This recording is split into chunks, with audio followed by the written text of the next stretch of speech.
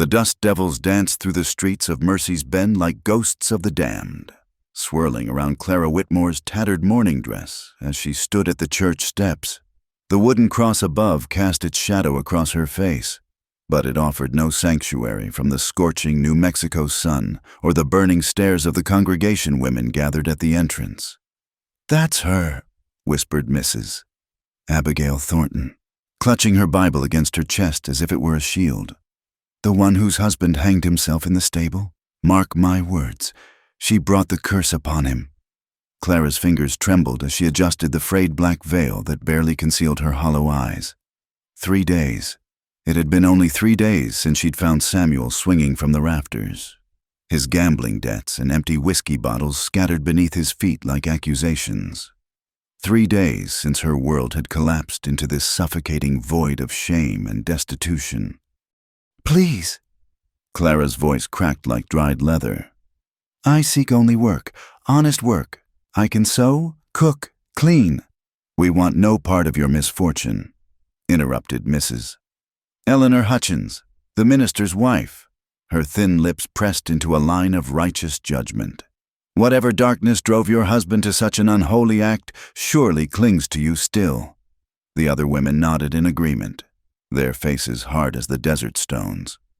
Clara noticed how they stepped back, as if her grief might be contagious, as if the tragedy that had befallen her might spread like a plague through their orderly lives.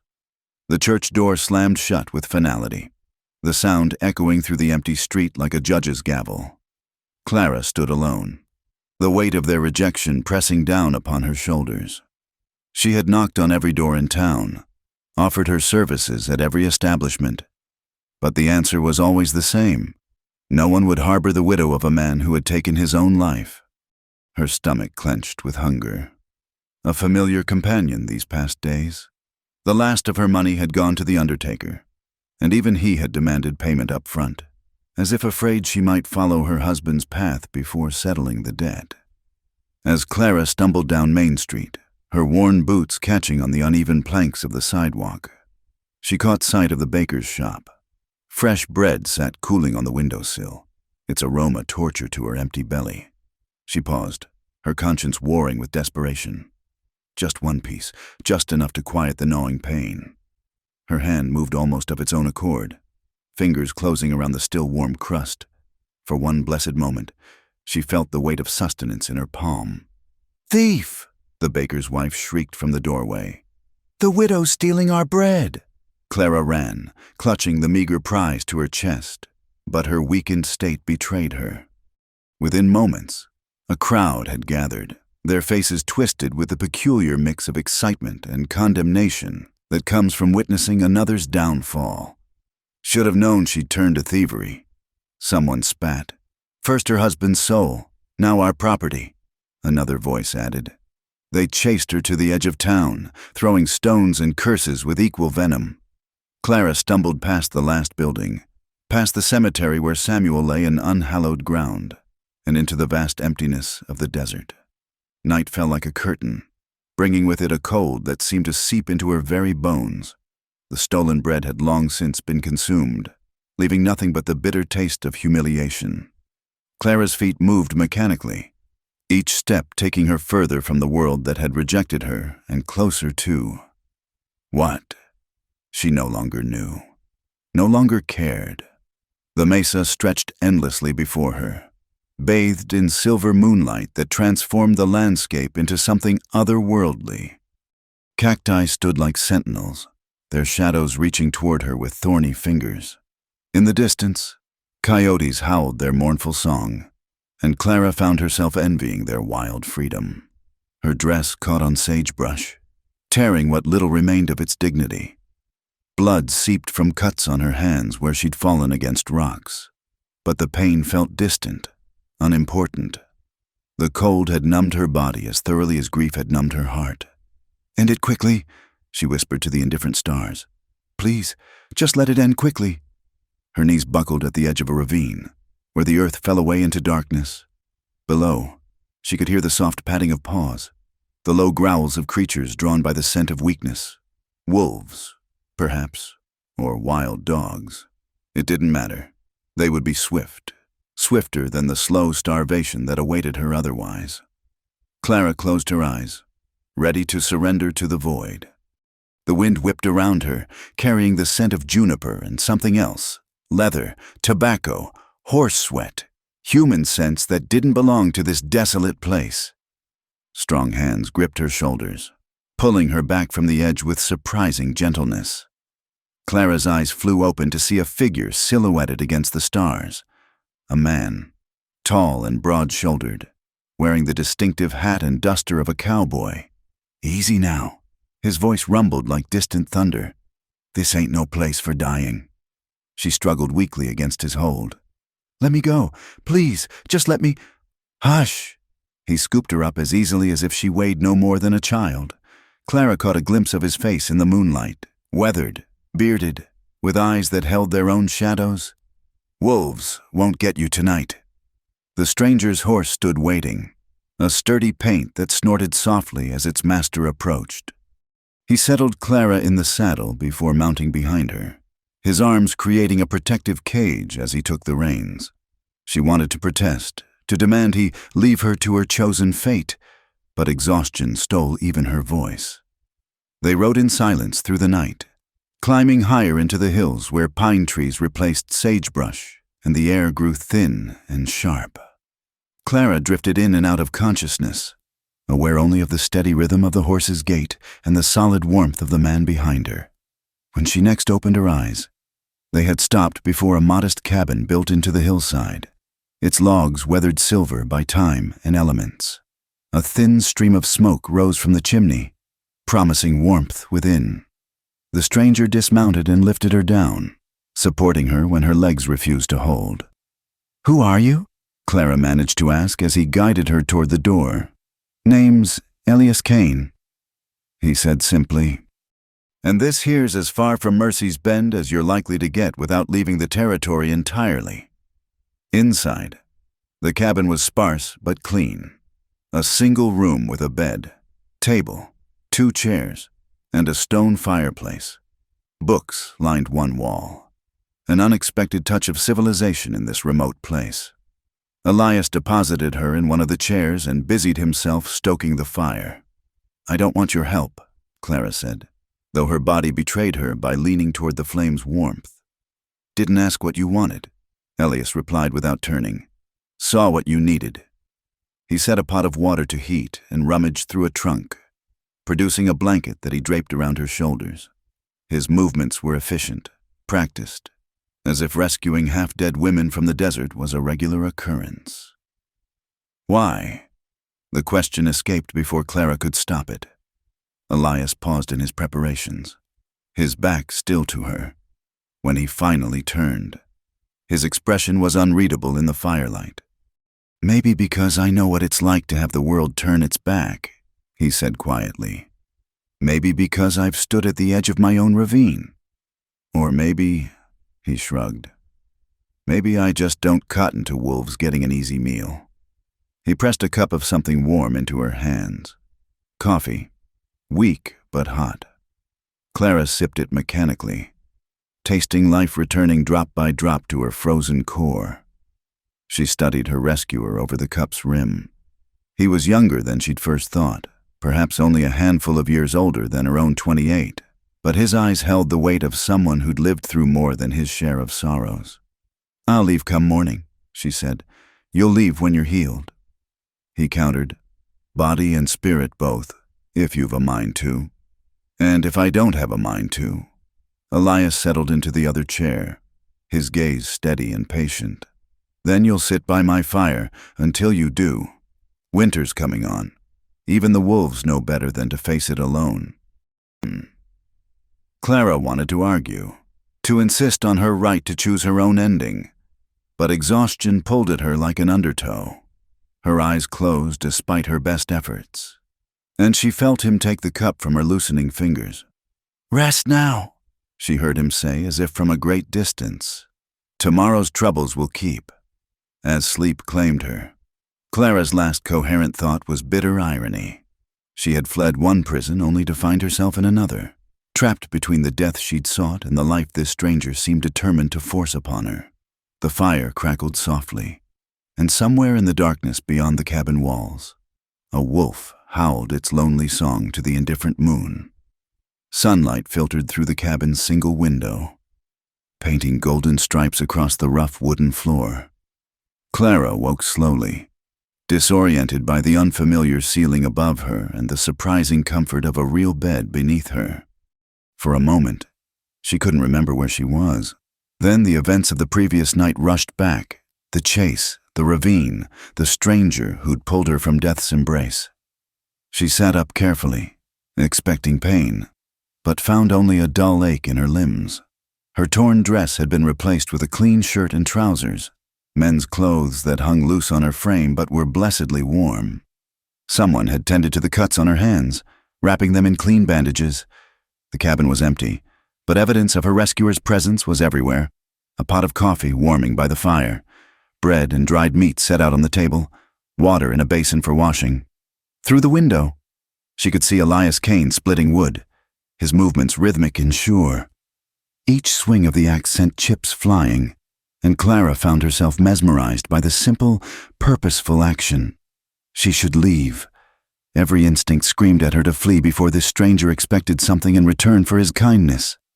Men always expected something, but her legs trembled when she stood, and the thought of facing the desert again made her stomach clench with more than hunger.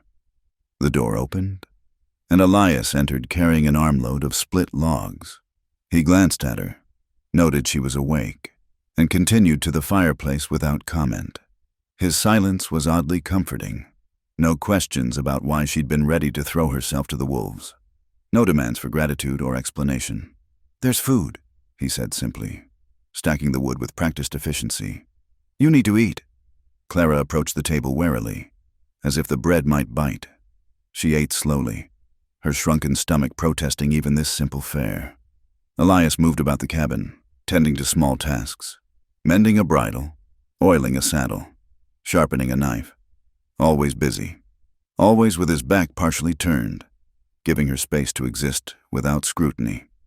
Days passed in this strange, suspended state. Clara regained her strength incrementally, marked by her ability to walk further from the cabin each day. She discovered a small stream nearby where she could wash, a garden plot where winter vegetables struggled against the rocky soil, a lean-to where Elias's paint horse dozed in the shade. She began to notice things about her silent host: the way he favored his left shoulder on cold mornings, the careful distance he maintained between them, never coming close enough to seem threatening. The books on his shelf, Shakespeare, Virgil, books that seemed at odds with his rough appearance, and the photograph tucked between pages of a worn Bible, showing a younger Elias beside another man who shared his strong jaw and serious eyes. "Your brother?" she asked one evening, surprising them both with the question. Elias's hand stilled on the harness he was repairing. "Was," he said after a long pause. "Matthew, dead these 5 years?" Something in his tone warned against further questions, but Clara recognized the weight of loss in his voice. It was the same weight that pressed against her own chest, though she couldn't bring herself to mourn Samuel the way this man clearly mourned his brother. She started helping with small chores, feeding the chickens he kept in a fortified coop, gathering eggs, sweeping the floor. Not because he asked, but because stillness left too much room for thoughts she didn't want to examine. Her hands, soft from years of genteel poverty, roughened and cracked, but the physical discomfort was preferable to the mental anguish of a remembering. One afternoon, while Elias was checking trap lines, Clara found herself drawn to his books. She pulled out a volume of Tennyson, letting it fall open to a well-worn page. "Break, break, break," she read aloud, the words catching in her throat. "And I would that my tongue could utter the thoughts that arise in me. You can read." She spun, nearly dropping the book. Elias stood in the doorway, rabbits hanging from his belt, watching her with those unreadable eyes. "My father was a schoolmaster," she said defensively. "Before he died, before I—" She trailed off, unable to finish. No need to explain. He hung the rabbits outside for cleaning later. Books are meant to be read. Lord knows they get little enough use up here. That night, she helped him prepare the rabbits for stew. He showed her how to skin and clean them efficiently, his hands guiding hers when she fumbled with the knife. The unexpected contact sent an unfamiliar warmth through her, and she pulled away, perhaps too quickly. "Where did you learn to read?" she asked, needing to fill the sudden silence. "Matthew taught me." Elias's voice carried a hint of the boy he must have been. He was the smart one. Always said a man needed more than guns and grit to make his way in the world. What happened to him? The question hung between them like smoke. Elias continued cutting vegetables for the stew, each slice precise and deliberate. "Vigilantes," he said finally. "Strung him up for a crime he didn't commit. Horse theft." His knuckles whitened around the knife handle. "I tried to stop them. They beat me near to death and made me watch." He set the knife down carefully. "Haven't been back to town since, save for supplies twice a year." Clara understood then why he lived so far from civilization, why he'd been out in the desert night to find her. He was hiding too, nursing wounds that wouldn't heal, choosing isolation over the risk of further hurt. "I'm sorry," she whispered. "Don't be. You didn't hold the rope?" They ate in companionable silence, the rabbit stew warming more than just their bodies. Later, Clara washed the dishes while Elias played a battered harmonica, the melody haunting and sweet. She recognized the tune, Lorena, a song of love and loss that had been popular during the war. That night, a fierce storm rolled in from the mountains. Wind howled around the cabin like a living thing, and rain lashed against the walls. Clara lay rigid in the bed while Elias made his usual pallet by the fire. Lightning illuminated the cabin in stark flashes, and thunder shook the very foundations. A particularly violent crack sent her bolting upright, heart racing. In the next flash, she saw Elias sitting up too, his face turned toward the door as if expecting trouble. "Just the storm," he said quietly, but she heard the tension in his voice, saw how his hand rested on the rifle beside him. "You're expecting someone?" "No, but old habits," he shrugged. "Men who live alone learn to sleep light." Another thunderclap, and without thinking, Clara found herself beside him on the floor. "I'm frightened," she admitted, hating the weakness in her voice. "Of the storm? Of everything, of living, of dying, of feeling anything at all." In the firelight, she saw his expression soften. Slowly, carefully, as if she might bolt, he put his arm around her shoulders. She tensed, then gradually relaxed into the protective embrace. He smelled of wood smoke and leather, of safety and something else she couldn't name. "Fear's just wisdom wearing a dark coat," he murmured. "Keeps us alive when nothing else will." They sat that way until the storm passed, two damaged souls finding comfort in shared warmth. When dawn crept through the window, Clara returned to the bed, but something fundamental had shifted. The wall she'd built around her heart showed its first crack. Days turned to weeks. The aspen trees on the mountainside burst into gold flame, and the air carried the crisp promise of coming snow. Clara grew stronger, her body filling out the borrowed clothes better, her hands growing calloused and capable. She learned to bake bread in the Dutch oven, to identify edible plants, to read the weather in cloud formations. And always, there was Elias, steady, patient, undemanding. He taught her to shoot his old Henry rifle, standing behind her to correct her stance, his breath warm against her ear as he explained sight alignment. She learned to ride his paint horse, named Patch for the white marking over one eye. Elias walked alongside, ready to catch her if she fell, though she never did. One evening, as she stirred a pot of venison stew, she caught him watching her with an expression she couldn't decipher. "What is it?" she asked. "Nothing, just, you look different." "Different how?" He seemed to struggle for words. "Alive," he said finally. "You look alive." That night, she dreamed not of Samuel's cruel words or swinging body, but of strong hands pulling her from the edge of a cliff, of gray eyes that saw her without judgment. of a life that might be possible, even after everything had fallen apart. She woke to find Elias gone, his rifle missing from its place by the door. Worry gnawed at her as morning stretched into afternoon with no sign of him. When she finally heard Patch's familiar whinny, she rushed outside to find Elias slumped in the saddle, blood seeping through his shirt.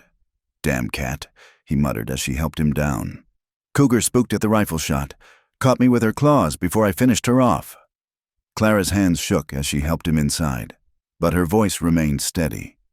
"Sit. Let me see." The gashes ran from shoulder to ribs, deep enough to need stitching. Clara had seen her mother tend worse injuries, but never had she done it herself. Still, there was no choice. Elias talked her through it, his voice strained but calm as she cleaned and stitched the wounds. "You're doing fine," he said through gritted teeth. "Steady hands." She tied off the last stitch and applied the bandage, her fingers lingering perhaps a moment too long on his skin. He was fever warm, muscles tensing under her touch, and she felt an answering heat rise in her own face. "Clara." Her name on his lips was almost a question. She met his eyes and saw her own confusion reflected there, this unexpected stirring of something beyond gratitude, beyond companionship. How could she feel this way when her husband was barely cold in the ground? How could her traitorous heart skip at the touch of another man's skin? "I should check the horses," she said abruptly, fleeing the cabin and the questions she couldn't answer. Outside, she pressed her hands to her burning cheeks and tried to make sense of the turmoil inside her. She had come here to die, and instead, this quiet man with his patient ways and hidden depths was teaching her to live again. Worse, he was making her want to live, making her feel things she'd thought Samuel had killed forever. When she finally returned, Elias was asleep, his breathing deep and even. She sat beside him, studying the lines pain and weather had carved into his face, the dark lashes that seemed too gentle for such a hard man. Without conscious thought, she reached out to brush a lock of hair from his forehead. His hand caught hers, though his eyes remained closed. "Don't," he said softly. "Don't start something that can't be finished." She should have pulled away, but instead, she turned her hand in his, interlacing their fingers. "What if I want to start it?" His eyes opened then, storm gray and full of warnings. "You're grieving, confused. When you heal all the way, you'll move on, find a life somewhere, and I'll still be here, hiding from the world. Maybe I don't want to heal if it means leaving." He released her hand and turned his face away. "You say that now, but spring will come, and with it, the need to rejoin the living. I'm not part of that world anymore. Clara can't be." She wanted to argue, to tell him he was wrong, but the words wouldn't come. Instead, she pulled a blanket over him and returned to her own bed, where she lay awake wondering when this cabin had stopped being a prison and become the only place she wanted to be. The first snow came early that year, dusting the pine boughs with pristine white that sparkled like diamonds in the morning sun. Clara stood at the window, mesmerized by how the familiar landscape transformed into something magical, something that belonged in fairy stories rather than the harsh reality of frontier life. Behind her, Elias moved about the cabin with careful precision. His wounds had healed well under her care, leaving only faint scars to join the collection that mapped his body like a history of survival. They had fallen into a routine these past weeks, comfortable, domestic, yet charged with an undercurrent neither acknowledged. "Storm coming," he said, reading the sky with practiced ease. "Big one. From the look of those clouds. Need to bring in extra wood. Check the animals." Clara nodded, already reaching for her coat. His coat, really, though she'd come to think of it as hers. They worked together through the morning, stacking wood, reinforcing the chicken coop, ensuring Patch and the pack mule had adequate shelter. Their movements synchronized without need for words, each anticipating the other's needs. By afternoon, the snow fell in earnest, thick curtains that obscured the world beyond the clearing. The cabin became an island, cut off from everything except the two souls within its walls. Clara found herself humming as she kneaded bread dough, a habit from girlhood she thought lost forever. "What's that tune?" Elias asked from where he sat mending a broken bridle. She paused, embarrassed. "Oh, just something my mother used to sing. Barbara Allen, I think." "Sing it." "I couldn't. My voice isn't. Please." The quiet request held something raw, almost vulnerable. So she sang, her voice uncertain at first, then growing stronger as the old ballad filled the cabin. When she glanced at Elias, his hands had stilled on the leather, his eyes distant with memory. "Matthew loved that song," he said when she finished. "Used to sing it while we worked. Haven't heard it since." The sentence hung unfinished, but Clara understood. She crossed to where he sat, placing a gentle hand on his shoulder. He covered it with his own, calloused fingers warm against her skin. "Tell me about him," she said softly. For the first time, Elias truly opened up about his brother. Matthew had been 2 years younger, bookish where Elias was physical, a dreamer who wrote poetry and planned to study law. Their parents died of fever when they were young, leaving them to make their own way in an unforgiving world. He was going to change things, Elias said, his voice thick with old grief. Said the West needed laws more than it needed guns, wanted to build something better than what we had. He laughed bitterly. "Look how that turned out." Clara listened as he spoke of their years together, driving cattle, working farms, saving every cent for Matthew's education. The false accusation that led to his death, a misunderstanding over a horse, escalated by men who preferred swift violence to slow justice. Elias's desperate fight to save him, the beating that left him broken in body and spirit. "I should have done more," he finished, staring into the fire. "Should have gotten him away sooner. Should have seen the danger." "You can't carry that weight forever," Clara said, unconsciously echoing words her father had once spoken to her. "The dead don't want our guilt, only our remembrance."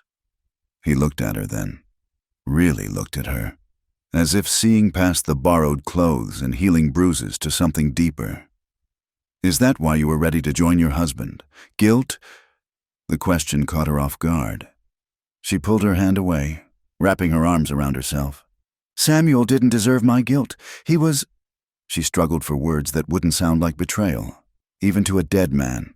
"He was cruel, drank too much, gambled away what little we had, blamed me for every misfortune. But you stayed. Where could I go? A woman alone, no family, no means." She shrugged. "I made my vows, for whatever they were worth." Elias stood abruptly, pacing to the window. Snow swirled against the glass, trapping them in this moment of painful honesty. "You don't owe loyalty to a man who broke his own vows every time he raised hand or voice against you." Clara's breath caught. She hadn't said Samuel hit her, but somehow Elias knew. Perhaps he recognized the signs, the way she still flinched at sudden movements, how she kept space between herself and corners where she might be trapped. "It doesn't matter now," she said quietly. "He's gone, and I'm here."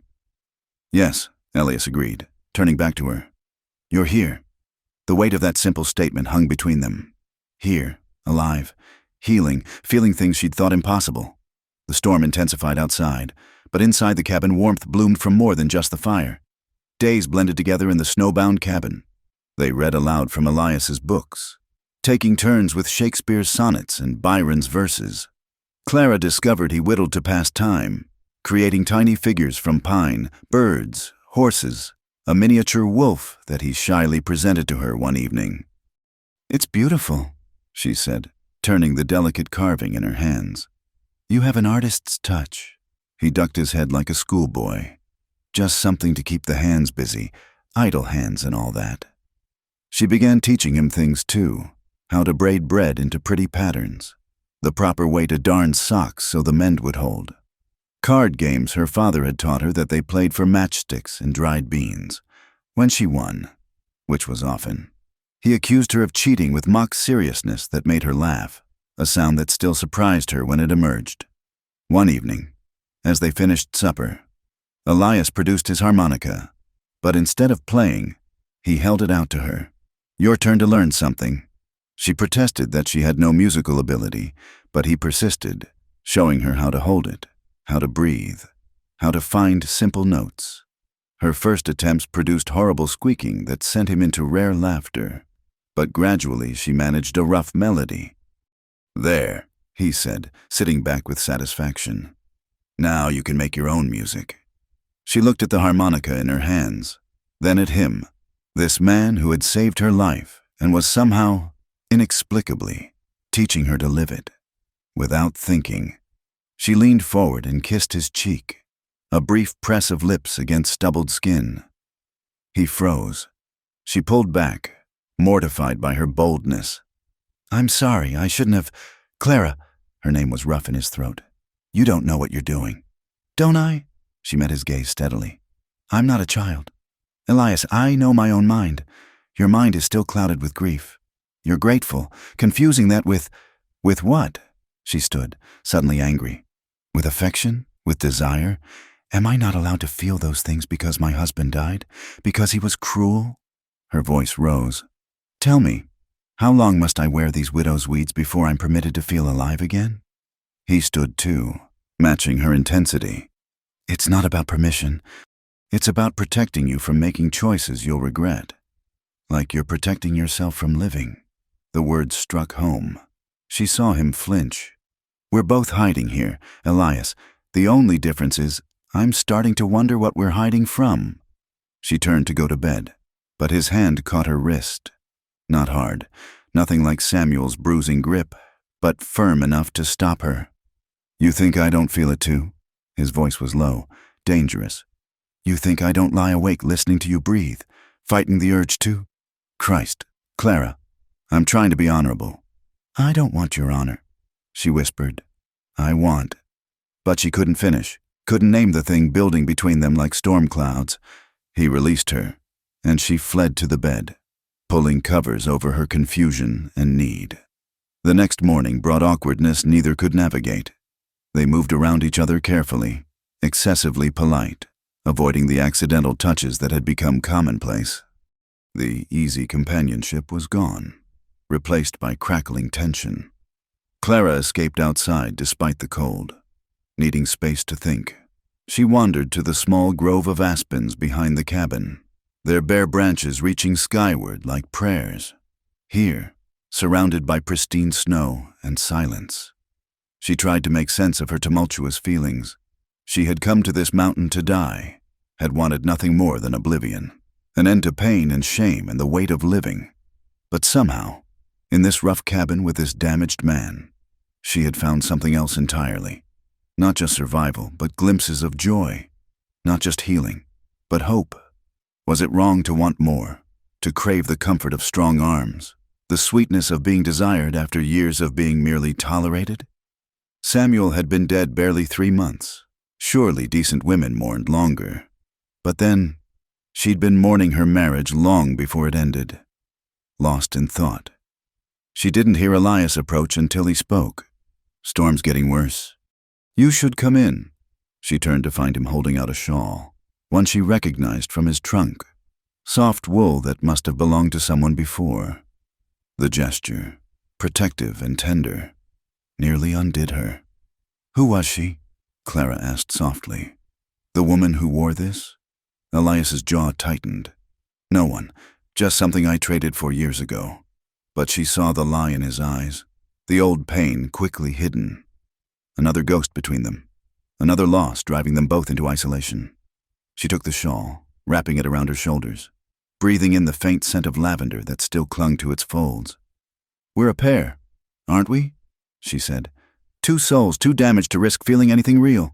Feeling's not the problem, he replied quietly. It's the aftermath I can't face. When you leave, and you will leave. Clara, because you're too alive to stay buried on this mountain. I'll have to learn to be alone all over again, and I'm not sure I can survive that twice. She wanted to promise she'd never leave, but the words stuck in her throat. How could she make such a vow when she didn't know her own heart?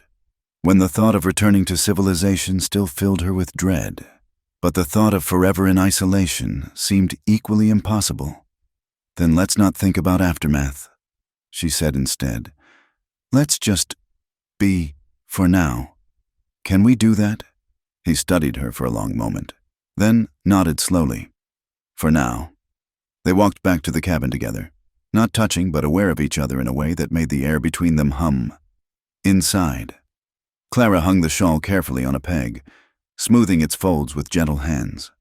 That night, she found the photograph of Matthew again and placed it on the mantel where it belonged, not hidden between pages but honored in the open. Elias saw what she'd done and said nothing, but his eyes were suspiciously bright. She retrieved her wedding ring from where she'd hidden it in her borrowed clothes. A simple band that had never meant what it should, without ceremony. She placed it on the mantel beside Matthew's picture. 2 ghosts acknowledged, neither forgotten but no longer allowed to haunt every moment. Play something, she said softly, settling into her chair by the fire. Something without memories. Elias took up his harmonica and, after a moment's thought, began a melody she didn't recognize, sweet and mournful, but with an underlying hope. It filled the cabin like a blessing. Clara closed her eyes and let the music wash over her, feeling something inside her chest loosen and expand. When the last note faded, she opened her eyes to find him watching her. What was that? Nothing special, just something new. Something new. Perhaps that's what they both needed, not to forget the past, but to stop letting it dictate the future. Clara pulled the shawl around her shoulders and smiled. A real smile that reached her eyes.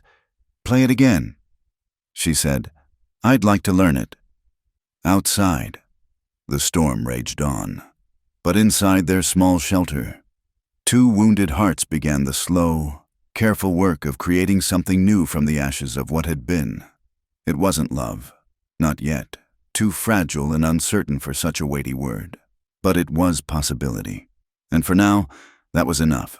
The fire crackled, the harmonica sang, and somewhere in the space between one note and the next, Clara felt herself take the first real breath since she'd found Samuel in that stable. Not the desperate gasps of survival, but the deep, settling breath of someone choosing to live. The morning dawned clear and bitter cold. The kind of day where breath froze in the air and snow crunched like broken glass underfoot. Clara stood at the cabin door, her few possessions wrapped in a cloth bundle, her heart a stone in her chest. The warmth of the previous evening felt like a dream, something too precious to be real, too dangerous to pursue. She had made her decision during the sleepless night. Whatever was growing between her and Elias, it wasn't fair to either of them. She was still too broken, too confused by grief and gratitude to trust her own feelings. And he deserved better than a woman who might be using him as a life raft in her storm of sorrow. The note she left was brief. Thank you for saving me. I'm saving you from my darkness. See, she took nothing that wasn't hers, leaving behind the borrowed clothes for her tattered dress, now mended but still marking her as what she was. A widow, a failure. A woman with nothing to offer but complications. The small wooden wolf he'd carved for her stayed on the table beside her note, though her fingers lingered on it before she turned away. The path down the mountain was treacherous with ice, but Clara moved carefully, mechanically, trying not to think about what she was leaving behind. Each step took her further from the only peace she'd known in years, back toward a world that had no place for her. But wasn't that what she deserved? To face her punishment rather than hide in a mountain paradise she hadn't earned? By midday, she reached the lower elevations where snow gave way to mud. Her feet were numb, her hands raw with cold, but she pressed on. Mercy's Bend lay somewhere ahead, and beyond that, she didn't know. Perhaps another town would take in a widow willing to work. Perhaps not. It didn't matter anymore. She stopped at a stream to drink, kneeling in the mud like an animal. Her reflection in the water showed a wild thing, hair tangled, face gaunt, eyes hollow. Was this what Elias had seen that night by the ravine, this broken creature barely clinging to humanity? Well, what have we here? The voice made her jerk upright, water dripping from her chin. 2 men on horseback had emerged from the trees, rough-looking cowboys with the hard edges of those who lived outside the law. One was lean and sharp-featured. the other broad and bearded. Both wore guns low on their hips. "Please," Clara said, backing away from the stream. "I have nothing of value." The lean one laughed, a sound like rusted metal. "Now that ain't necessarily true, is it, Boyd? Pretty woman alone in the wilderness might have all sorts of value." The one called Boyd dismounted, his boots squelching in the mud. "You're that widow from Mercy's Bend, the one whose husband hanged himself, owing money to half the territory." Clara's blood turned to ice. "He owed you nothing. His debts died with him. See, that's where you're wrong." Boyd advanced, his hand resting casually on his gun. "Man borrows from certain people. That debt follows wherever it needs to. His blood, his widow. Someone's got to pay." She ran. It was futile. She knew. A woman on foot against men with horses, but instinct drove her back up the path she'd just descended. Behind her, the men laughed and spurred their mounts. In no hurry, enjoying the chase like cats with a mouse. Her breath burned in her lungs. Her skirts tangled in brush and rocks.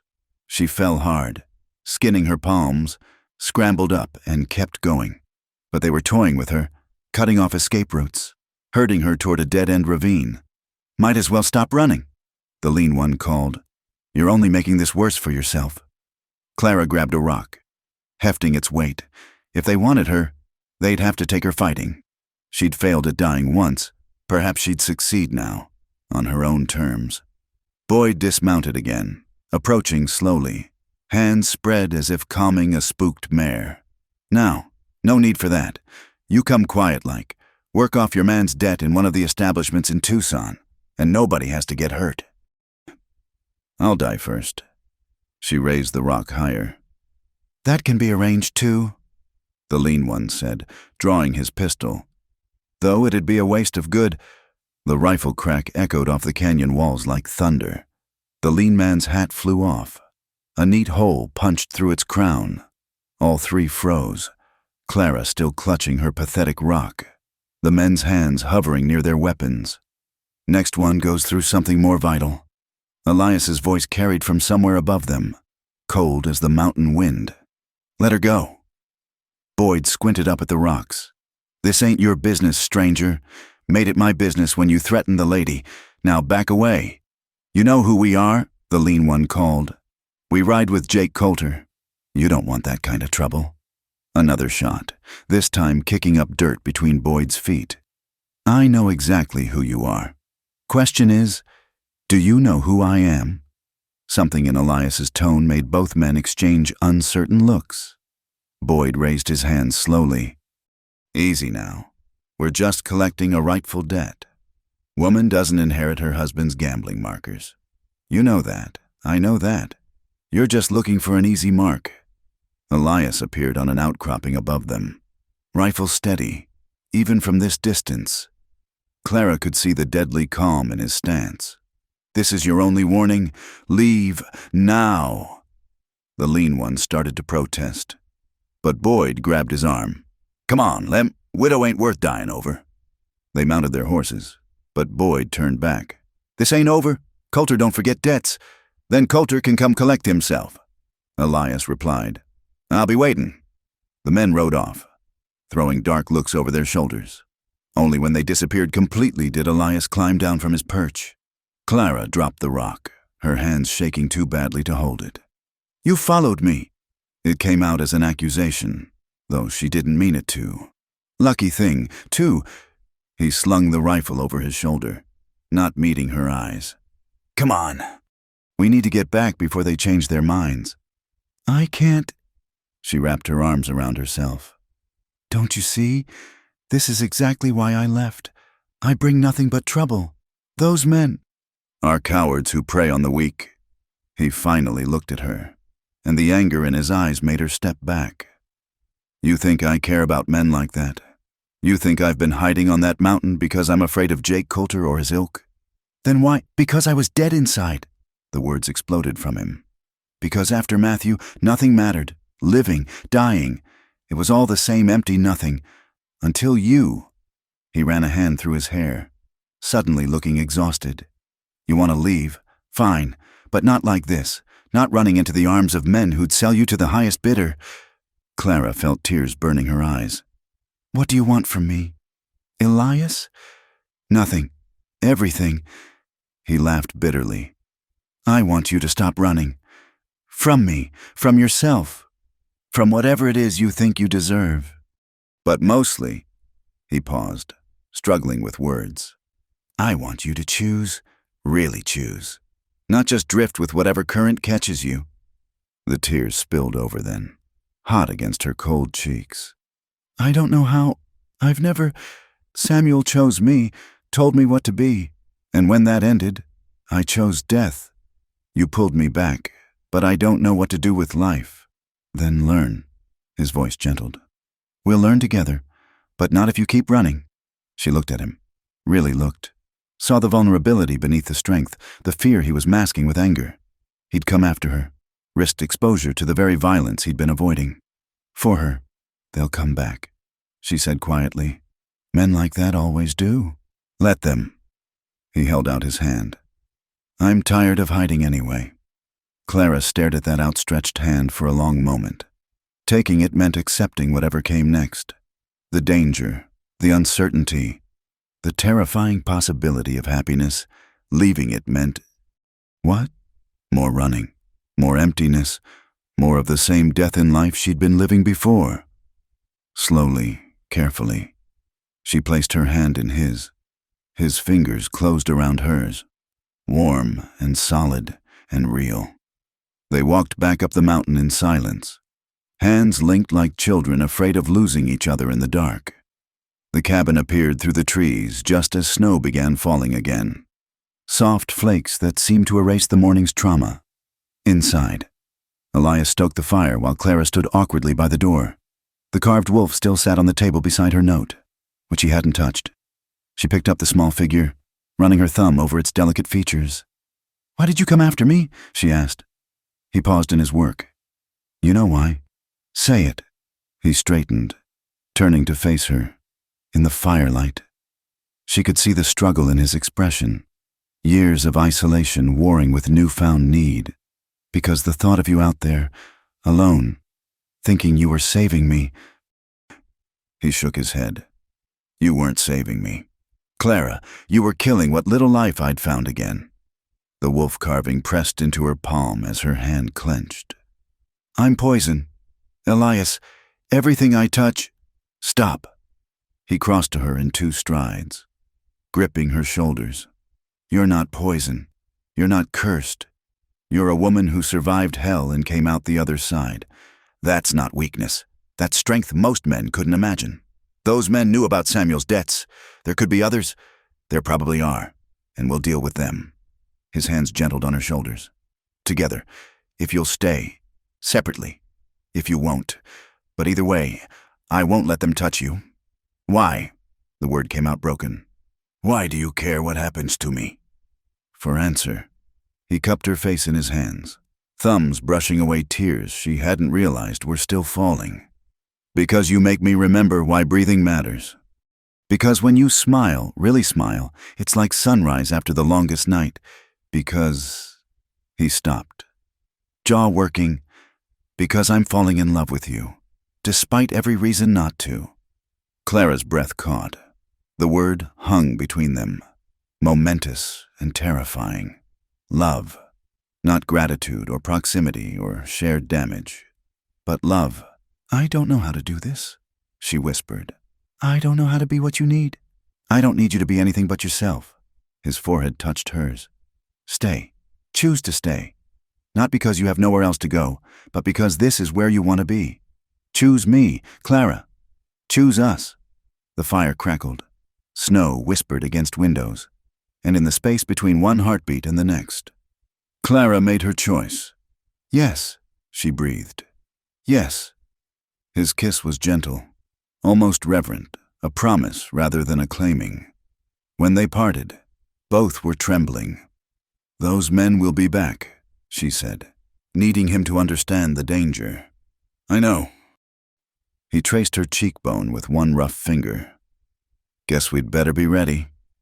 That night, they prepared.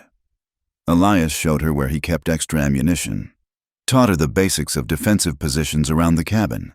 But more than that, they talked, really talked, about Samuel's debts and the kind of men who'd bought them, about Jake Coulter, whose name Elias knew from his days before the mountain, about what it meant to stop hiding and face whatever came. "Are you afraid?" Clara asked as they lay on opposite sides of the cabin, tradition and propriety still maintaining some boundaries despite their declarations. "Terrified," he admitted in the darkness. "Not of dying, of losing you, of not being strong enough to protect what matters." "You are," she said with certainty. "Strong enough, I mean, you saved me twice now. Third time might not be so lucky. Then we'll save each other." She heard him shift on his pallet. "Clara." "Yes?" "That letter you left? Were those the only reasons you ran?" She considered lying, but they'd moved past that.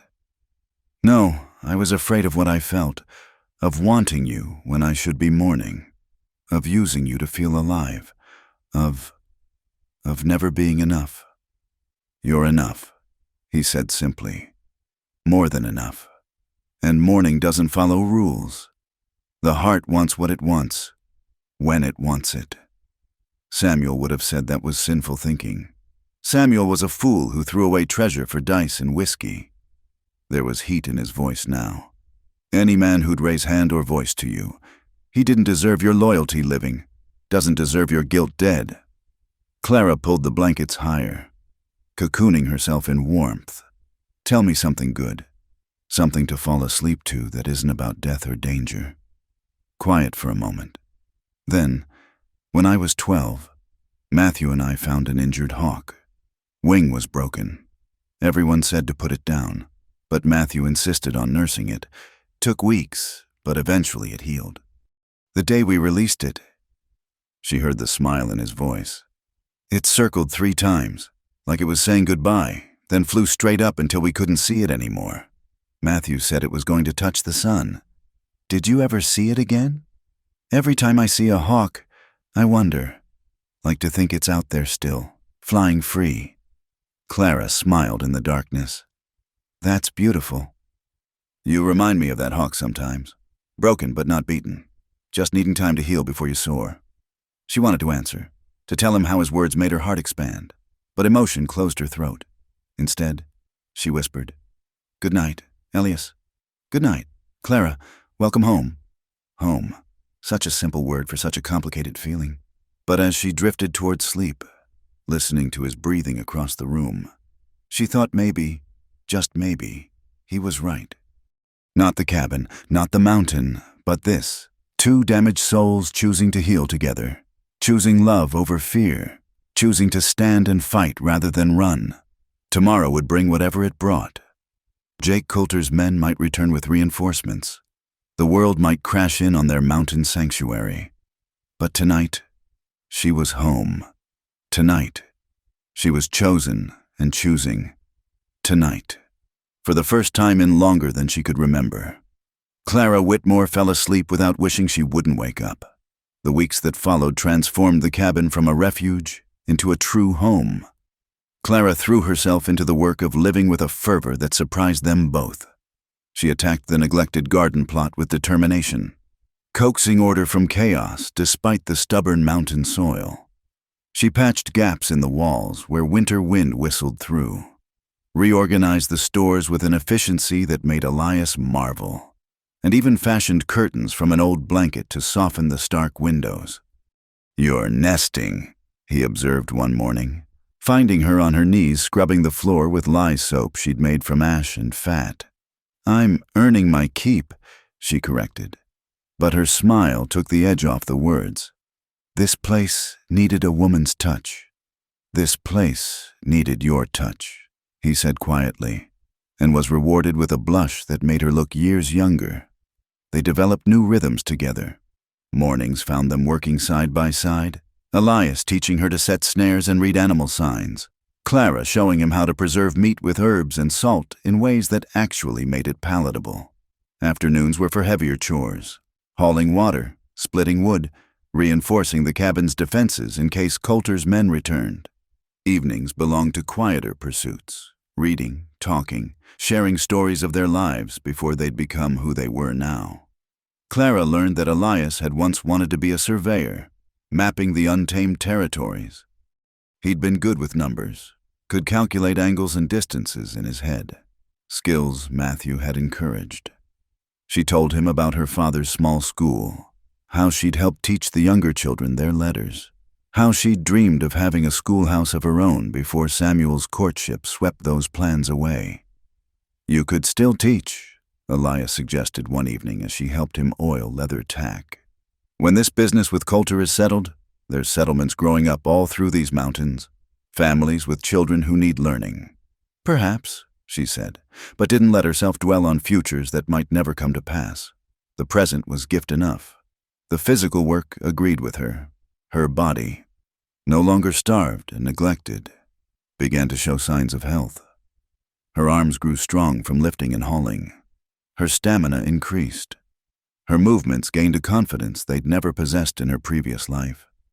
When she caught her reflection in the water barrel one morning, she barely recognized the woman looking back.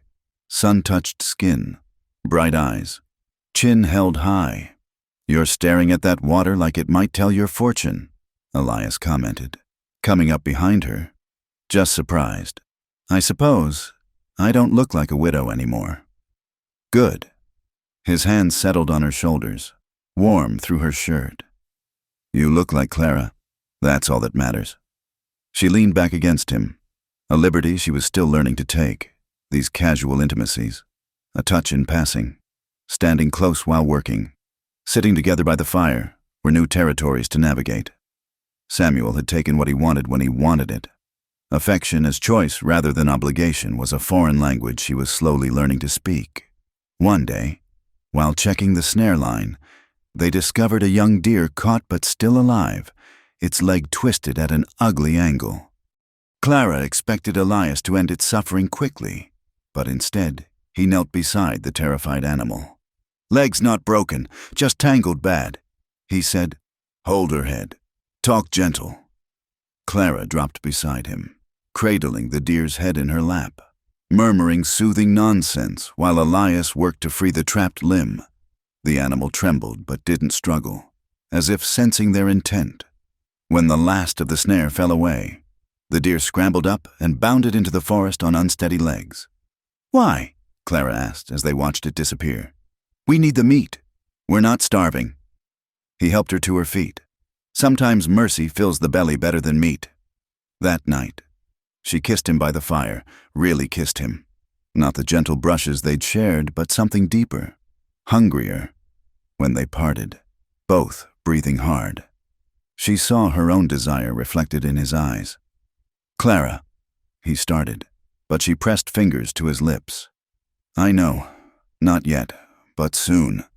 She smiled at his expression. "I'm not made of glass, Elias. When I'm ready, when we're both ready, I'll let you know." The tension between them grew sweeter, anticipation building with each passing day, but always, underneath, ran the current of waiting. Coulter's men would return. They both knew it. The only questions were when and how many. The answer came on a crystalline morning when frost painted the world in silver. Clara was drawing water when she spotted movement in the trees. Her blood chilled as she recognized Boyd's bulky form. But this time, he wasn't alone. 5 men spread out in a rough semicircle, approaching the cabin with the casual confidence of those who believed numbers meant victory. She dropped the bucket and ran, bursting through the door. "They're here, 6 of them." Elias moved with swift economy, handing her the rifle she'd been practicing with, checking his own weapons. "Remember what we discussed. You take the window. I'll take the door. Don't shoot unless they make a move. Maybe we can talk our way out." But even as he said it, they both knew talk was unlikely. Men like these understood only force. Well, a new voice called from outside. "Elias Kane. Should have known it was you up here playing hermit. Heard you'd gone soft after that business with your brother." Elias's jaw tightened. Through the cracked door, Clara could see the speaker, a lean man with silver at his temples and cold eyes that seemed to catalog everything. "Jake Coulter," Elias said, his voice carrying clearly. "Been a while. 5 years, give or take. You disappeared so thorough. Some thought you were dead." Coulter dismounted, his men following suit. "Imagine my surprise when Boyd here tells me some mountain man's interfering with my business collections. The woman owes you nothing. Her husband's debts died with him, and you know it." "See, that's where we disagree." Coulter pulled out a cigar, taking his time lighting it. "Man borrows from me, I own him. He dies owing, I own what's left. That includes his pretty widow." "Over my dead body," Elias growled. "That can certainly be arranged." Coulter blew smoke into the cold air. "But it seems a waste. You were a good man once. Kane, reliable. Could use someone with your skills in my organization." "Not interested." "No? How about this then? You give us the woman, and we call it square. You can go back to your hermit ways." And everybody walks away breathing. Clara felt Elias tense beside her. For one horrible moment, she wondered if he'd consider it. After all, what was she to him really, but trouble and complications? "Counteroffer," Elias said, and his voice carried a dangerous edge she'd never heard before. "You and your men turn around, right away, and forget this woman exists. Do that, and I won't have to show you what 5 years of solitude does to a man's willingness to shed blood." Coulter laughed, but it didn't reach his eyes. 6 against 2? Those aren't good odds. Friend.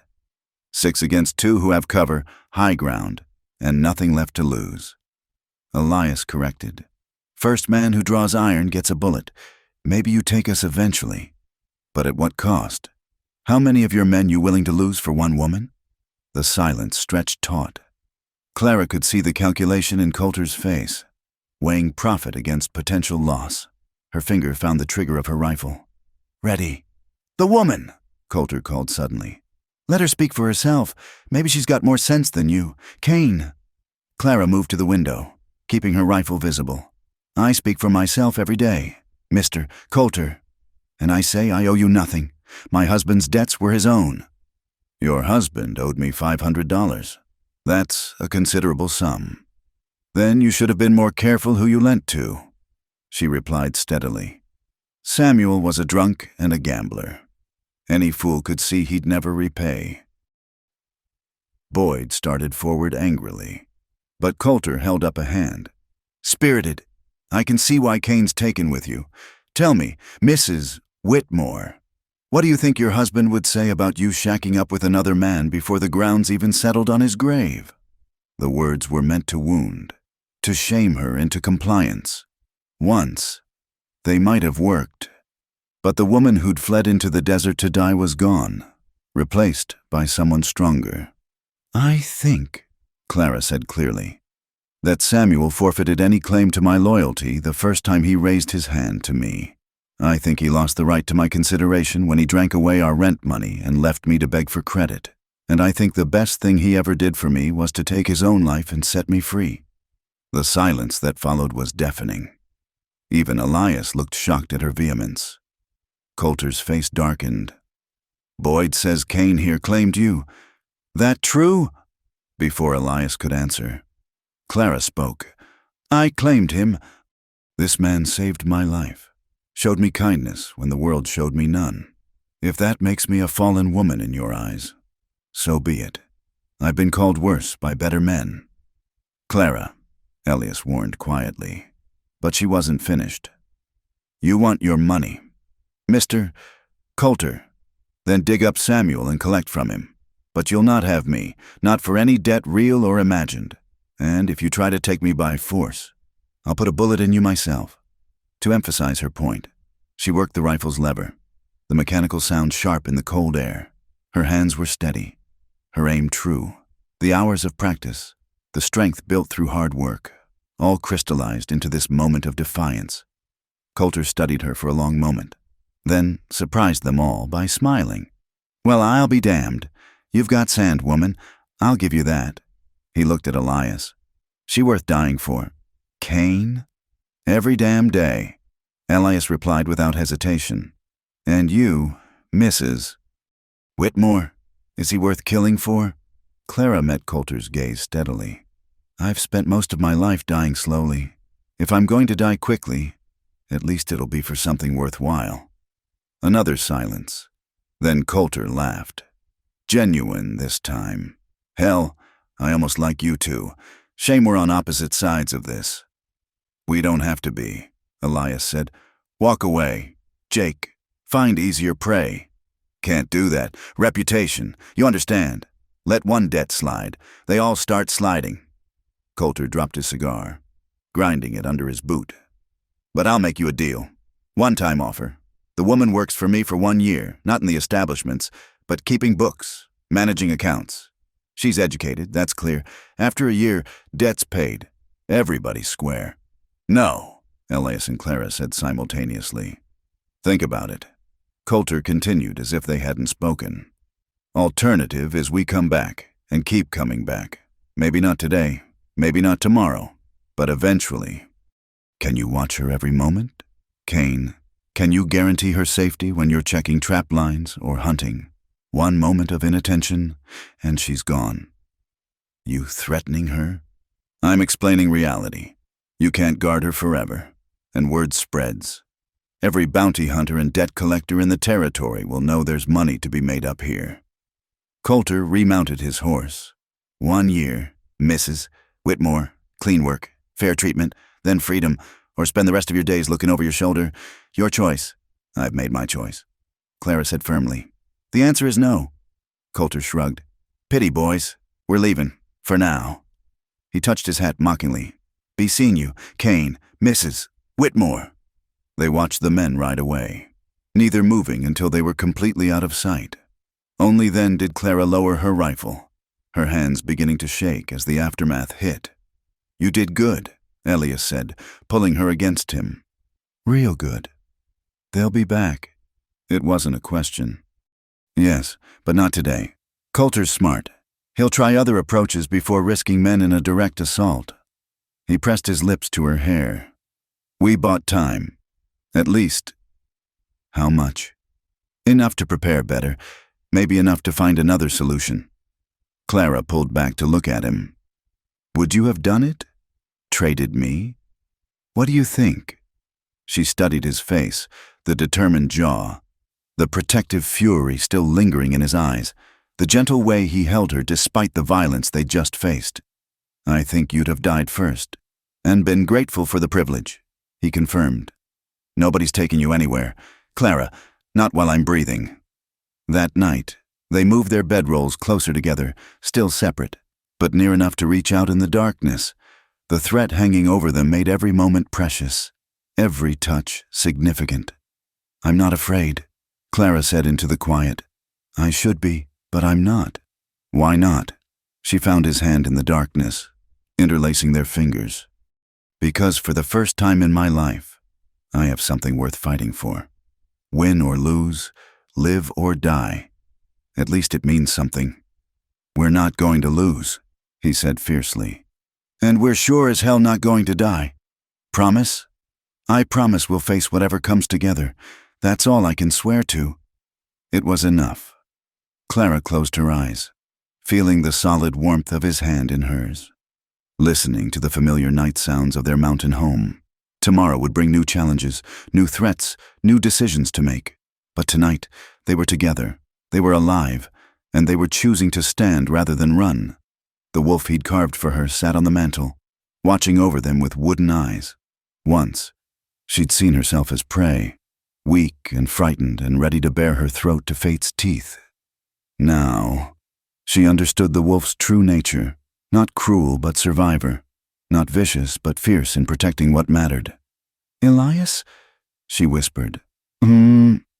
Thank you for seeing me as more than I saw myself. His hand squeezed hers. Thank you for becoming what I always knew you were. Outside, real wolves howled at the moon, their voices carrying across the mountain peaks like promises or warnings. Clara listened to their wild song and smiled in the darkness. Let them come, Coulter, his men, whoever else thought her an easy mark. She had claws now too, and the will to use them. The hunter's moon rose full and bright, casting silver light through the windows, illuminating two souls who had found each other in the wilderness and chosen to make their stand. Whatever tomorrow brought, they would meet it as they'd learned to meet everything, together, unafraid, and wholly alive. Spring arrived slowly in the high country, first as a whisper of warmth in the afternoon sun, then as tiny green shoots pushing through the last stubborn patches of snow. Clara knelt in the garden plot, her hands deep in the dark soil, feeling more than just the earth between her fingers. She felt life returning, hope taking root. The morning sickness had started 2 weeks ago, subtle at first, then undeniable. She'd known even before her monthly courses failed to arrive, had felt the change in her body like a distant storm approaching. Now, as she planted seeds for vegetables they might never harvest, she carried her secret like a fragile egg, afraid to speak it aloud. Elias worked nearby, reinforcing the fence that kept deer from the garden. They'd settled into an even deeper partnership since Coulter's visit, but Clara could see the strain wearing on him. He slept light, started at unexpected sounds, kept weapons within reach always. The waiting was its own kind of torture. "You're quiet this morning," he observed, not looking up from his work. "Just thinking." She pressed her hand briefly to her still flat stomach, then continued planting. "These tomatoes won't be ready until late summer. Then we'll be here to eat them." His certainty should have comforted her, but instead it made her chest tight with all the words she couldn't say. How could she tell him about the child when dangers circled them like wolves? How could she add another burden to his shoulders when he already carried so much? That evening, a rider appeared on the trail, not one of Coulter's men, but a stranger leading a pack mule. Elias met him with rifle ready, but the man raised empty hands. "Easy, friend. Name's Theodore Marsh. I'm a traveling preacher, looking for souls to save and supper to share, if you're willing." He was older, with kind eyes behind wire spectacles and the soft look of a man who lived by words rather than weapons. After careful scrutiny, Elias allowed him to approach. "Don't get many preachers up this way," Elias said carefully. "The Lord's work takes me where it will." Marsh smiled, including Clara in his warmth. "I heard in Mercy's Bend there was a couple up this mountain might appreciate a visit." Clara's heart jumped. "What else did you hear in Mercy's Bend?" "Oh, various things. That Jake Coulter's been recruiting men for some business up this way. That there's a widow who disappeared, leaving debts behind." His eyes twinkled. "That sometimes folks need services a traveling preacher can provide." Elias and Clara exchanged glances. "What kind of services?" Elias asked. "Well now, I can pray for the sick, comfort the grieving, and—" He paused meaningfully. "I can perform marriages for those who might want to make things proper in the Lord's eyes." Clara's breath caught. She looked at Elias, seeing her own surprise mirrored in his face. "We don't—" Elias started, then stopped. "That is, we haven't—" "Son, I've been doing this for 30 years. I know love when I see it, and I know folks in difficult circumstances when I meet them." Marsh dismounted, stretching his back. "Now, I'm not saying you have to do anything, but if you are of a mind to stand before God and make promises, well, I'm authorized by the territory and the Almighty to hear them." They invited him in for supper, where he regaled them with stories of his travels, carefully avoiding any direct mention of their situation. But after the meal, as he prepared his bedroll by the fire, he grew serious. "I should tell you plain, Coulter's planning something. Don't know what exactly, but he's gathering men, asking questions about the trails up here. Word is he's lost patience with waiting." "How long?" Elias asked grimly. "Week, maybe 2. He's waiting for some men from Tucson." Marsh cleaned his spectacles thoughtfully. "If I were a betting man, which I'm not, being a man of God, I'd say you folks need to make some decisions quick." Later, after the preacher had settled for the night, Elias and Clara stood outside under stars sharp as glass. "He's right," Elias said quietly. "We can't keep waiting for Coulter to make his move. We need to act. What are you thinking? Maybe it's time to stop hiding. Head to Fort Stanton. Talk to the military authorities. Coulter might own some local lawmen, but the Army's different. And if they don't help, then we keep moving. California, Oregon, somewhere Coulter's reach doesn't extend. He turned to her. I know you love this place, but I love you more. The words slipped out before she could stop them. They'd danced around the declaration for weeks, but hearing them aloud still made her heart race. Elias pulled her close. Clara, and there's something else. She couldn't wait any longer. Couldn't keep carrying this alone. I'm with child. He went absolutely still. For a terrifying moment, she thought he might pull away, might see this as one burden too many. Then his hands cupped her face, tilting it up to meet his eyes. You're sure? Yes, 2 months, maybe a little more. My God. His voice was full of wonder. A baby. Our baby. I wanted to tell you before, but with everything happening, he silenced her with a kiss, deep and desperate, and full of promises. When they parted, she could see moisture in his eyes. This changes everything, he said. We can't stay here, can't risk. Yes, yes, yes to all of it. Yes to leaving, yes to whatever we need to do. She took a breath. And yes to what the preacher offered, if you'll have me. If I'll... He laughed, the sound shaky with emotion. Clara Whitmore, are you proposing to me? I suppose I am. She managed a smile despite her tears. Though I warn you, I come with considerable baggage, a questionable past, dangerous debts, and now a child on the way. Then it's lucky I'm in the market for exactly that kind of trouble. He kissed her again. Softer this time. Yes, Clara. Yes to everything. They woke Theodore Marsh before dawn. If he was surprised to be performing a wedding by lamplight, he didn't show it. The ceremony was simple. No flowers, no fancy dress, no guests save the shadows. But when Clara spoke her vows, promising to love, honor, and stand beside this man through whatever came, she meant every word with a fierceness that would have shocked her proper younger self. Elias's promises were equally plain and powerful. When Marsh pronounced them husband and wife, the kiss they shared tasted of new beginnings and desperate hope. Not the most orthodox wedding I've performed, Marsh admitted, signing the certificate with a flourish. But I'd wager it's one of the truest. May God bless your union and the child to come. He left at first light, promising to file the paperwork in Fort Stanton, away from Coulter's influence. As his mule picked its way down the trail, Clara fingered the simple band Elias had fashioned from silver wire. He'd been teaching himself metalwork over the winter, he confessed, hoping for this moment. Mrs. Kane, he said experimentally. How does it feel? Like armor, she admitted. Like something that can stand between me and the world's judgment.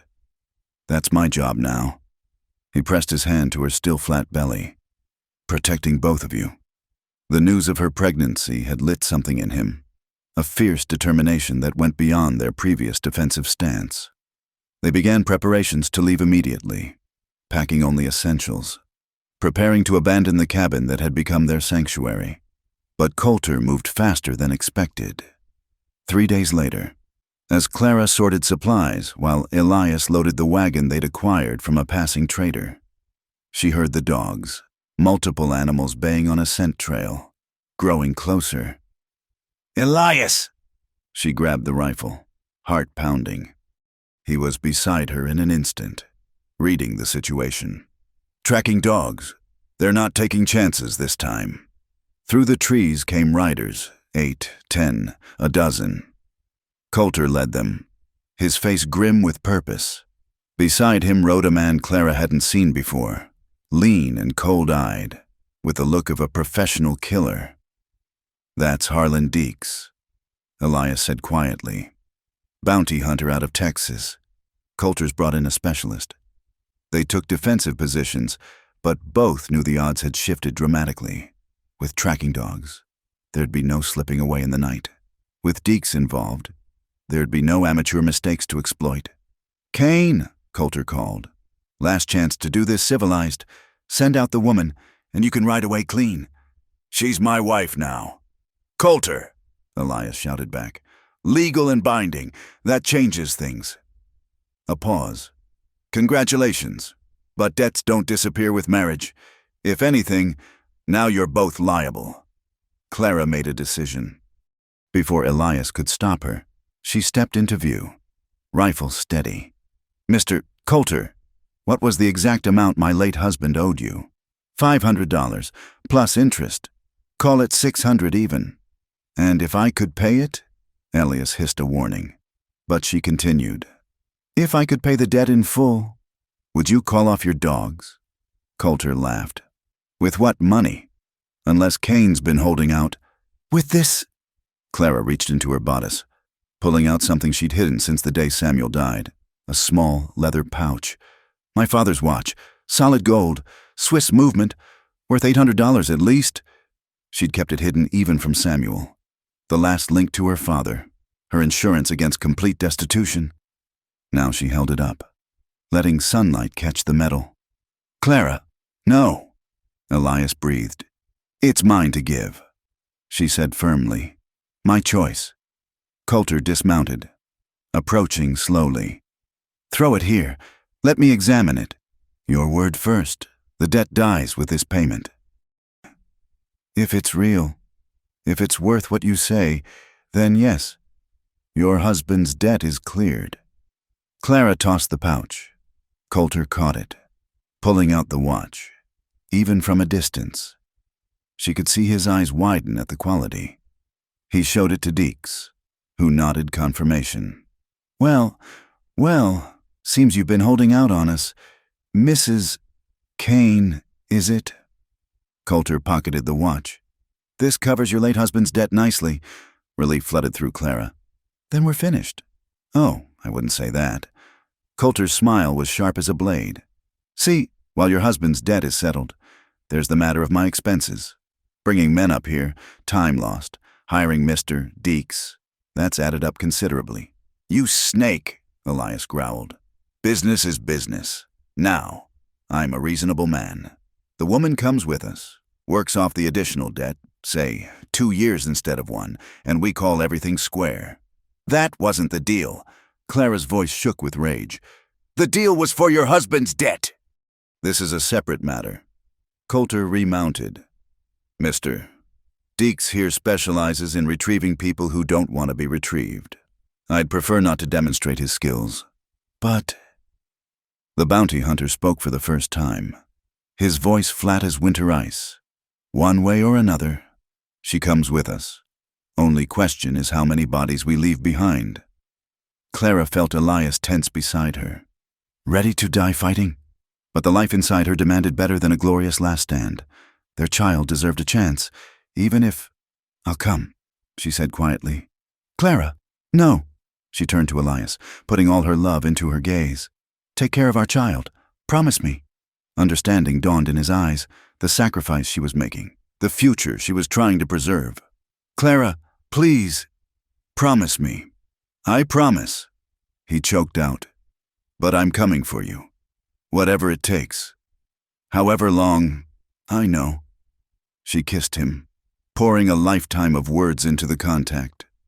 Then, before her courage could fail, she walked toward Coulter's men. Smart woman, Coulter said. Deeks, secure her. Gently. She's valuable property now. The bounty hunter produced shackles, locking them around her wrists with practiced efficiency. Clara kept her head high, refusing to show the terror clawing at her insides. 2 years, she said clearly. Your word on it. 2 years of satisfactory service, Coulter agreed. Starting today. As they prepared to leave, Clara looked back at Elias one last time. He stood like a statue, every muscle rigid with the effort of not attacking. She tried to memorize his face, storing it against the dark days ahead. Kane, Coulter called. Fair warning, follow us, and she pays the price. Let us leave peaceful, and she comes back to you in 2 years. Your choice. They rode away. Clara mounted behind Deeks like cargo. She didn't look back again, couldn't bear to see Elias growing smaller in the distance. Instead, She pressed her bound hands to her belly and made silent promises to the life growing there. Be strong. Be patient. Your father will come, because she knew, with a certainty that went bone deep, that Elias Kane would move heaven and earth to reclaim what was his.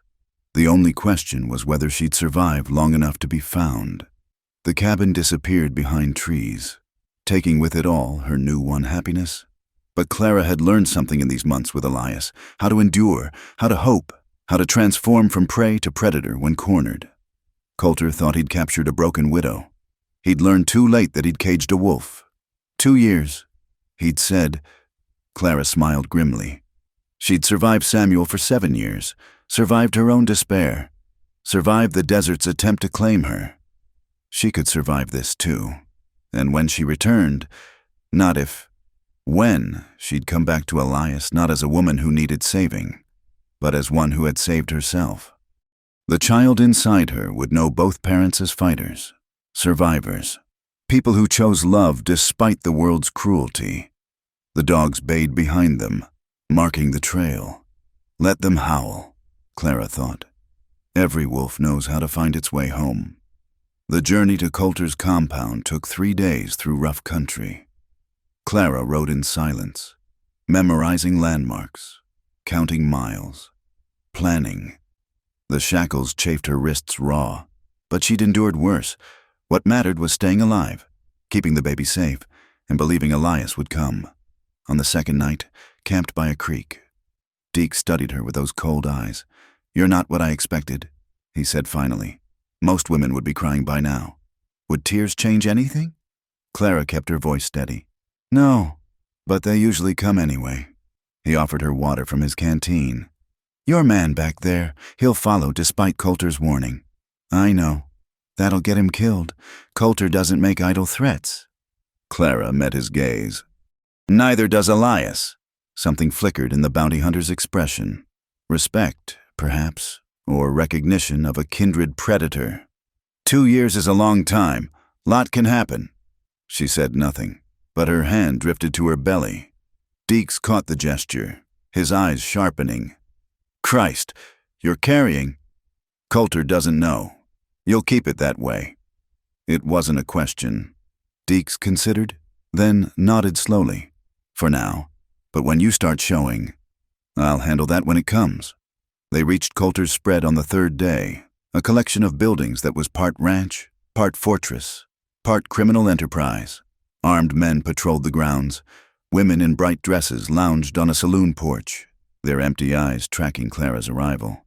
"Not that kind of work," Coulter assured her, noting her gaze. "You're too valuable for that. Come." He led her to a smaller building that served as his office. Ledgers lined the walls. Correspondence covered the desk, and a safe squatted in the corner like a metal toad. "You'll work here," Coulter explained, "keeping books, writing letters, managing accounts. My previous bookkeeper had an unfortunate disagreement with a bullet. You'll find I run a diverse operation. Cattle, mining interests, various ventures that require discrete documentation." Clara understood. He needed someone educated, someone who could make illegal activities appear legitimate on paper. "And if I refuse, then you serve your time in other ways." His meaning was clear. "But I don't think you will. You're a survivor. Mrs. Kane, survivors adapt." She was given a small room behind the office, barely larger than a cell but clean, with a narrow bed and washing basin. A window looked out on the compound, bars across it preventing escape. Clara tested them anyway, cataloging weaknesses. The work itself was complex but not difficult. Coulter's enterprises were extensive.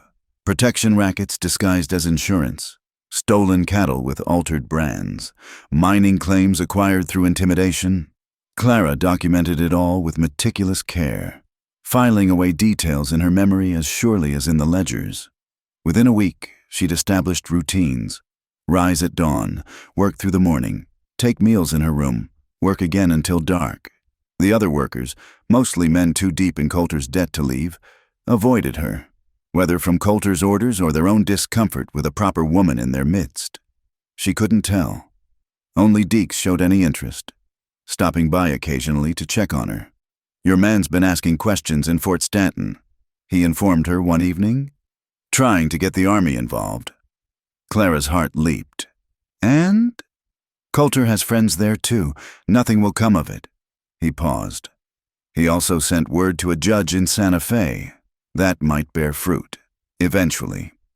Your marriage certificate helped. Proves you're not just property to be collected. How do you know all this? It's my business to know.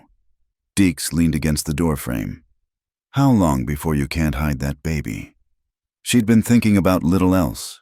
Already her dresses fit tighter, though the fullness could be attributed to regular meals. Another month, maybe 2. Better have a plan by then. Coulter doesn't like surprises. As summer deepened, Clara worked and watched and waited. She learned the compound's rhythms, which guards were lazy. When Coulter left on business, she also learned about her fellow prisoners, for that's what they were, whatever Coulter called them. There was Miguel, who'd lost his ranch to Coulter's predations. Sarah, one of the saloon girls, who'd tried to run and been brought back. Old Pete, who cooked and cleaned and had given up hope of freedom. Her pregnancy progressed inexorably. Morning sickness gave way to movement, tiny flutters that made her gasp with wonder. At night, she'd lie with hands pressed to her growing belly, whispering to the child about its father, about mountains and freedom and love worth fighting for. The day Coulter noticed. She was reaching for a high ledger when her dress pulled tight across her middle. His eyes narrowed, taking in what she'd tried to disguise with loose clothing and careful posture. Well, when were you planning to mention this development? When it became relevant. She forced calm into her voice. It's relevant now. How far along? 4 months, perhaps 5. He calculated. Kane's child. That complicates things. He paced the office, thinking, a pregnant woman's no use to me in this capacity. And if something happens to you, Kane will never stop hunting me. Then let me go. Clara suggested. I've given you good service, saved you money with my accounting. Call us even. Nice try. But you're worth more as leverage now. He smiled coldly. In fact, this might work out perfectly. A child needs its father, after all. Clara's blood chilled. What do you mean? I mean that Elias Kane might be convinced to take your place. His skills are worth 10 bookkeepers. You go free with the baby. He serves the remainder of your time plus his own 2 years. Everyone wins. He'll never agree to that. No? Not even for his child? We'll see. Coulter moved to the door. You'll write a letter. Tell him about the baby. About my generous offer. Deeks will deliver it. I won't be your bait. You'll do exactly as I say. Or I'll put you in the saloon until you deliver. Your choice. Clara wrote the letter with a shaking hand, but coded it with references only Elias would understand. Mentions of the wolf carving, of Barbara Allen, of hawks circling 3 times. Messages within the message. I'm alive. I'm strong. Don't come. Deeks took the letter without comment, though she caught him reading her carefully. 2 weeks to Fort Stanton and back, he said. Whatever you're planning, best do it quick. But Coulter had tightened security. 2 guards now watched her room at night. Her work was supervised. Even trips to the privy were escorted. The compound became a true prison, and Clara felt the walls closing in. Her salvation came from an unexpected source. Sarah, the saloon girl, approached her one evening as Clara took her supervised walk around the compound. You helped me, Sarah said quietly, falling into step beside her. Fixed the books so my debt looked paid. Why? Clara had indeed altered Sarah's records, a small rebellion against Coulter's system. Because I could. I can help you too. There's ways out of here Coulter doesn't know about. Old mine shafts that connect to the hills. But you'd need help. Supplies. Someone to guide you. Why would you risk it? Sarah's laugh was bitter. I've been here 3 years. 3 years of this. If I can't leave, at least I can help someone who might have a chance. She glanced at Clara's belly. Especially someone carrying hope. They began planning in whispers and gestures. Sarah recruited Miguel, who knew the desert paths. Old Pete would provide supplies. slipping extra food into Clara's meals. Even some of the guards, men who joined Coulter for survival rather than cruelty, turned blind eyes at crucial moments. But time was running short. Clara's body grew heavier, movement slower.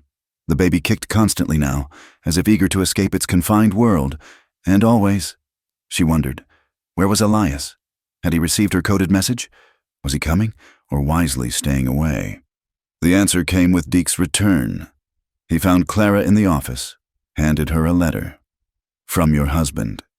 With trembling fingers, she opened it. Elias's handwriting, so familiar it made her heart ache. My beloved Clara, the wolf waits where hawks circle. The mountain remembers Barbara Allen's song. Tell Coulter I accept his terms. I'll come at the new moon. Keep our child safe. All my love. E. Clara read it 3 times, finding the true message. He was coming, but not to surrender. The new moon, the darkest night of the month. Perfect for an assault. Well? Coulter demanded. Snatching the letter, he read it, smiled with satisfaction. Excellent. 3 days until the new moon. We'll prepare a proper welcome for Mr. Kane. Those 3 days crawled by. Clara maintained her routines while her allies finalized preparations. Sarah had found Miner's clothes that might disguise Clara's condition. Miguel had cached water and supplies along the escape route. Pete had mixed sleeping drafts into the liquor supply, ensuring many guards would be sluggish when needed. The night before the new moon, Clara felt the first pain, sharp, unexpected, far too early. She gasped, hand flying to her belly. No, not now. The baby wasn't due for months yet. Another pain, stronger. She bit her lip to keep from crying out, tasting blood. Something was wrong. The stress, the fear, the constant tension. Her body was betraying her at the worst possible moment. She staggered to the door, found it locked. Of course. Coulter trusted no one on the eve of Elias's arrival. Fighting panic, Clara hammered on the wood. Help! I need help! Footsteps, voices, the lock turning. One of the guards peered in, saw her doubled over. What's wrong with you? The baby! She gasped. Something's wrong. Get Sarah, please! The guard hesitated, then ran. Soon Sarah burst in, took one look, and paled. You're in labor. Too early, but it's happening. I can't. Not now. Elias, forget Elias. Focus on this baby. Sarah turned to the gathering crowd. Hot water, clean cloths, now! And get that doctor from town if he's sober. What followed was a blur of pain and terror. Clara had helped deliver babies in her father's household, knew the theory. But experiencing it was different. Too early, too fast, too much blood.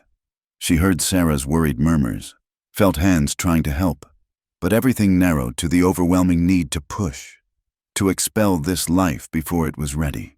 Through the haze, she heard commotion outside, shouts, gunfire, the thunder of horses.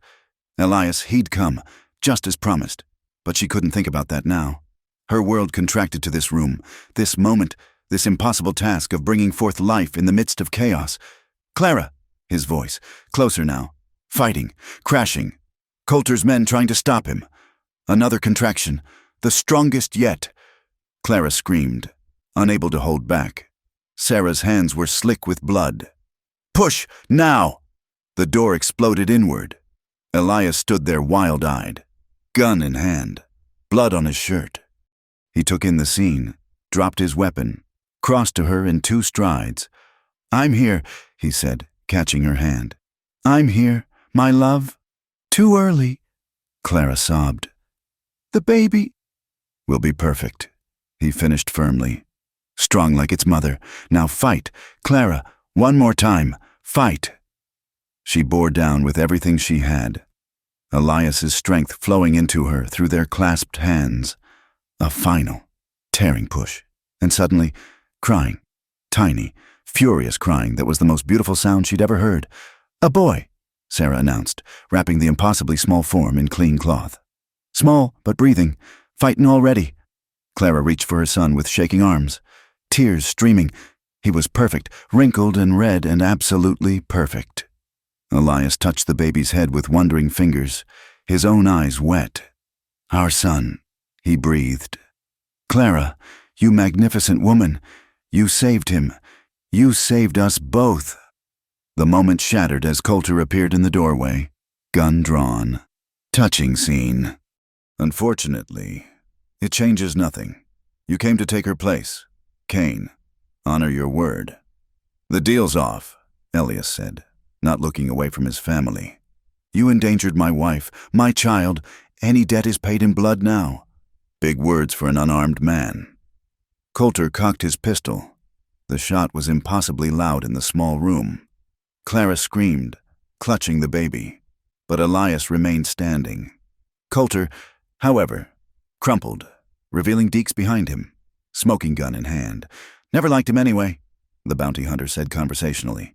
Man who threatens women and babies isn't worth the air he breathes. Chaos erupted as Coulter's men realized their leader was down. Some fled, some fought. Some simply stood confused. But Miguel had done his work well. Many guards were too drugged to respond, and those who could faced an assault from multiple directions. Elias hadn't come alone. Can you travel? He asked Clara urgently. She nodded, though moving sent fire through her body. Get us out of here. Sarah helped her stand while Elias took the baby. The compound burned around them. Coulter's empire collapsing into smoke and vengeance. Men Clara recognized from Fort Stanton. Soldiers. Lawmen clean of Coulter's influence. Rounded up the survivors. Outside, a wagon waited, lined with blankets. Theodore Marsh sat in the driver's seat, still wearing his preacher's collar but now also sporting a rifle. Figured you might need a ride, he said mildly. And someone to baptize that young one properly. They loaded Clara carefully. The baby nestled against her chest. Elias climbed up beside her, rifle ready but eyes constantly returning to his family. Around them, the compound fell to justice and flame. Where's Deeks? Clara asked as they rolled away. Disappeared, Elias said. Man like that. He'll surface when he chooses, or not. She thought of the bounty hunter's unexpected mercy, the small kindnesses that had made survival possible. I hope he finds peace. Right now, I only care about getting you somewhere safe. He touched their son's tiny fist. Both of you. All three of us, Clara corrected, managing a smile despite everything. We're three now. The wagon rolled through the night, away from captivity and toward an uncertain future. But Clara had her husband, her child, her freedom. Whatever came next, they'd face it together, behind them. Coulter's compound continued to burn, a pyre for old debts and older sins. Ahead, the mountains waited, promising shelter and second chances for those brave enough to claim them. The baby stirred in Clara's arms, making soft sounds of contentment. Born in violence, delivered through courage, welcomed with love. Already his story was one of survival against odds. Like his parents. Clara thought, a child of wolves, born to run free. What shall we name him? Elias asked softly. Clara considered, then smiled. Matthew, for the uncle who would have loved him. For new beginnings built on memory. Matthew Kane. Elias tested the name. Strong name for a strong boy. The first hints of dawn touched the eastern sky. Clara leaned against her husband, their son safe between them, and felt something she'd thought lost forever. Peace. Not the peace of endings, but of beginnings. Not the peace of surrender, but of victory hard won. They were going home. All three of them, together, were finally going home. 1 year later, the autumn sun painted the valley in shades of gold and crimson. Clara stood in the doorway of their new cabin, built lower on the mountain, closer to the small settlement that had grown up around the old mining road, close enough for community, far enough for peace. She watched Matthew toddle across the porch, his chubby hands reaching for the wooden wolf his father had carved, now worn smooth by constant handling. "Careful, little wolf," she called, moving to catch him before he tumbled down the steps. At 14 months, he was into everything, fearless as his father and stubborn as his mother. The sound of hammering drew her attention to the half-finished schoolhouse rising beside the general store. Elias worked alongside other men from the settlement, his movements sure and strong. The bullet scar on his shoulder, a souvenir from the night of Matthew's birth, barely slowed him anymore. "Mrs. Kane," a voice called from the road. Clara turned to see Margaret Wheeler, the blacksmith's wife, approaching with a basket. "Brought some preserves for your pantry. That wild plum jam you taught me to make turned out perfect." "Thank you, Margaret." Clara accepted the basket gratefully. In the months since they'd settled here, she'd found unexpected friendship among the other women. Her past as a widow, her time with Coulter, even the unconventional start to her marriage, all had been accepted with the frontier's practical grace. What mattered was the present. She was a good neighbor, a skilled teacher, a devoted mother. "Will you be ready for the students next week?" Margaret asked, eyeing the schoolhouse. "Ready or not, they'll come." Clara laughed. 15 children enrolled so far, I never imagined. But that was a lie. She had imagined, long ago, before Samuel destroyed those dreams. Now they were coming true in ways she'd never dared hope. As Margaret departed, Clara saw a familiar figure riding up the trail. Theodore Marsh, making his monthly rounds, his mule laden with books and supplies for the school. He'd been instrumental in establishing their new life, using his connections to ensure the law recognized Elias's claim to this land, that Clara's teaching certificate was approved despite her complicated history. Afternoon, Mrs. Kane. He called, dismounting with a groan. "That trail gets steeper every month." Afternoon, Reverend Matthew. "Say hello to Reverend Marsh." The toddler babbled something that might have been greeting, then held up his wooden wolf for inspection. Marsh admired it properly before turning to Clara. "Letter for you," he said, producing an envelope from his coat. "From Santa Fe." Clara's heart skipped, but the return address made her smile. Sarah had made it to the territorial capital, found work in a respectable hotel, just as she'd planned. Clara opened the letter eagerly, scanning the neat handwriting. "Dear Clara," she read aloud for Marsh's benefit.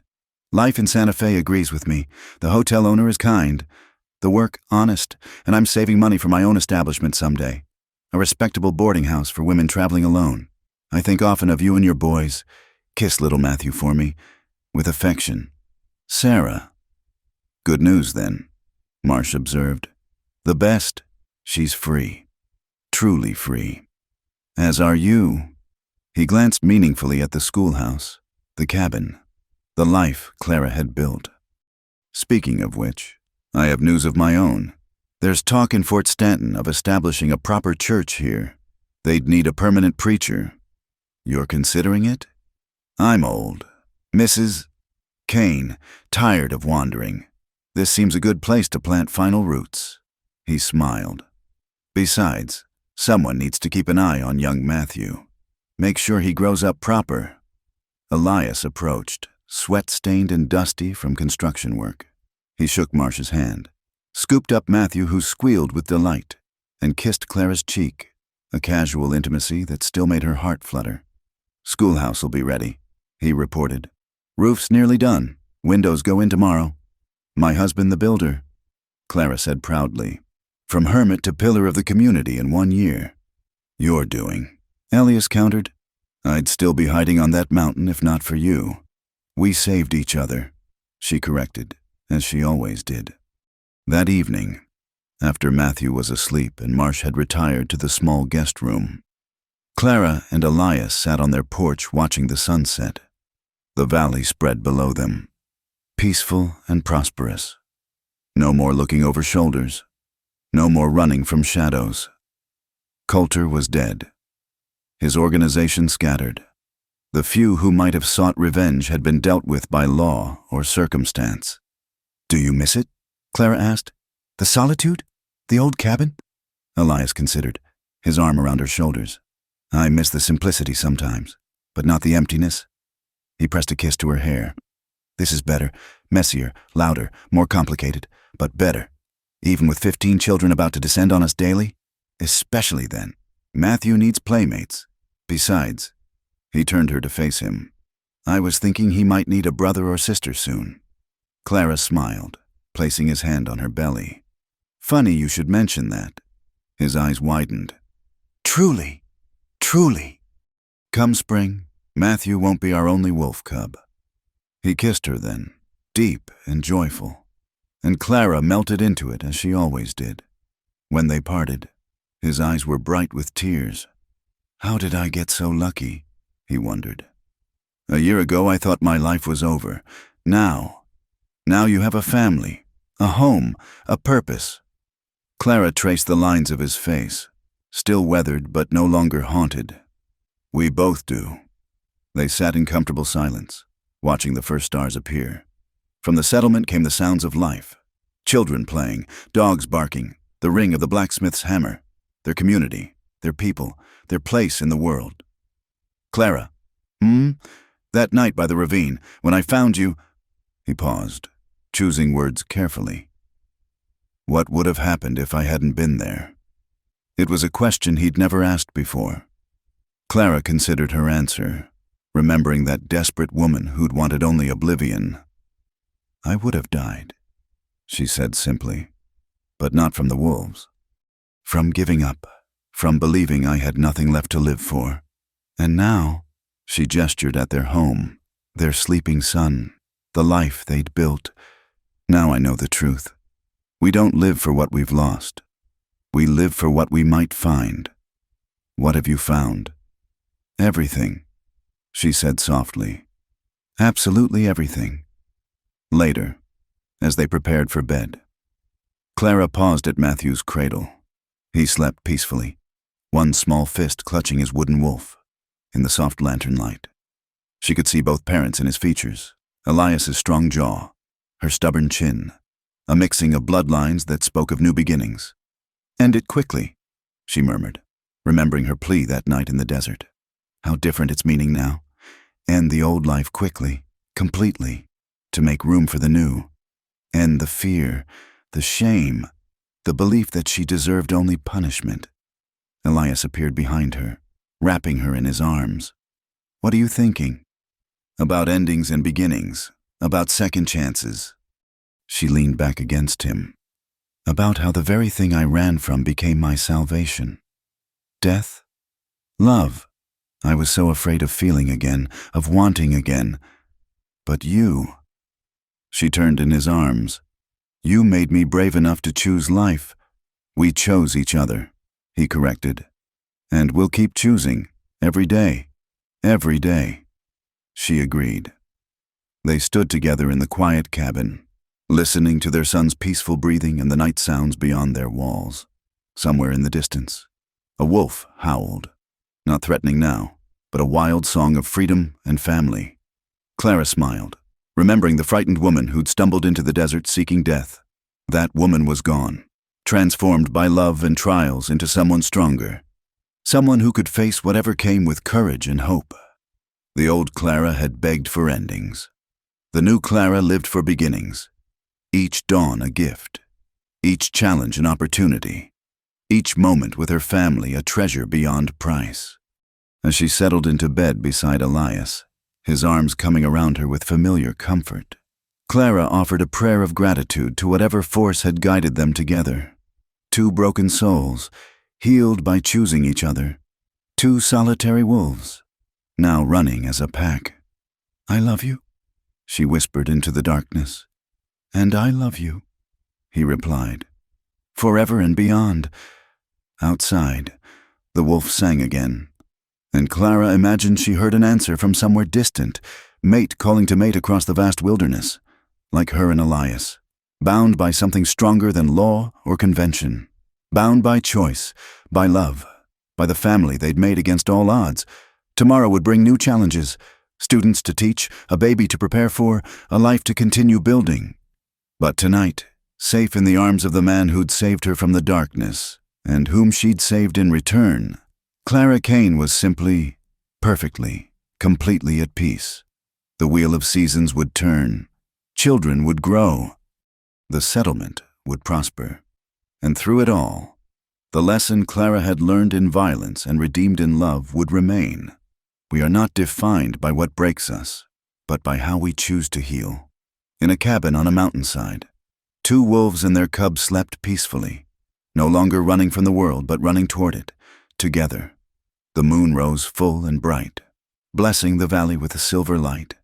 And somewhere in that light, the ghost of a desperate widow finally found rest, transformed at last into a woman fully, joyfully, courageously alive.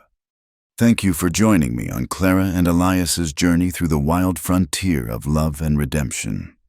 I hope their story of second chances touched your heart as much as it touched mine in the telling. Where are you listening to this tale of the Old West? Please share in the comments below. I'd love to know if you're by a cozy fire, on your commute, or perhaps even somewhere in the American West where these events unfolded. Don't forget to subscribe to From Wild West channel for more authentic frontier love stories that celebrate the courage of those who dared to begin again. Your thoughts and comments mean the world to me. Please share what moved you most about Clara and Elias's story. Until we meet again on the trail, partners, keep your hearts open and your spirits wild.